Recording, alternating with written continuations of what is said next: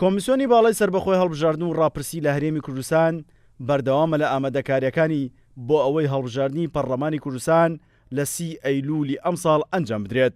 بەڵام ئێستا دەنگۆی دواخستنی هەڵبژاردنەکان لەو وادەیە لە ئارادایە تاکە هەوەکارش بۆ دواخستنی هەڵبژاردننی پەرلەمان ئەوەیە کە لەگەڵ هەڵبژاردننی ئەنجومەنی پارێزگاکان لە یەک کات ئەنجام بدرێت.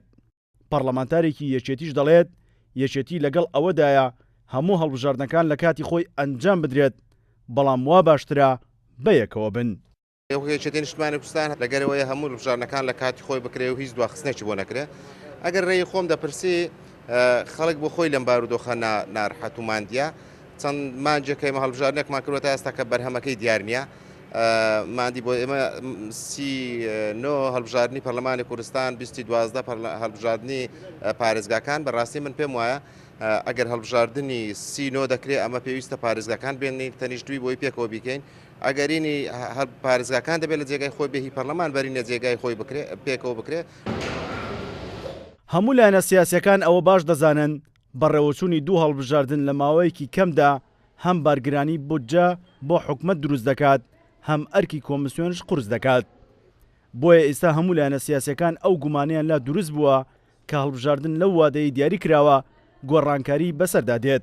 پەرلەمانتارێکی گۆڕانش دەڵێت بۆ کەمکردنەوەی خەرجەکان وا باشترە هەڵبژاردنەکان بەیەکەوە ئەنجام بدرێت. بۆیە زۆر دەبووە گونجاو بوو هەموو هەڵبژاردنەکان لێک کات و ساددا بکرێتن بۆ ئەوەی خەڵکی هەرێمی کوردستان چیتر لەوە زیاتر ماندوو نەکرێت بەوەی ئەو قەیرانە سیاسیەوە ئەو قەیرانە داراییەش هەم بۆ کۆمیسیۆنی هەڵبژاردننی کوردستانیش باشتر بوو یەک بودجە سەرف بکرێتن بۆ هەڵبژاردنەکان.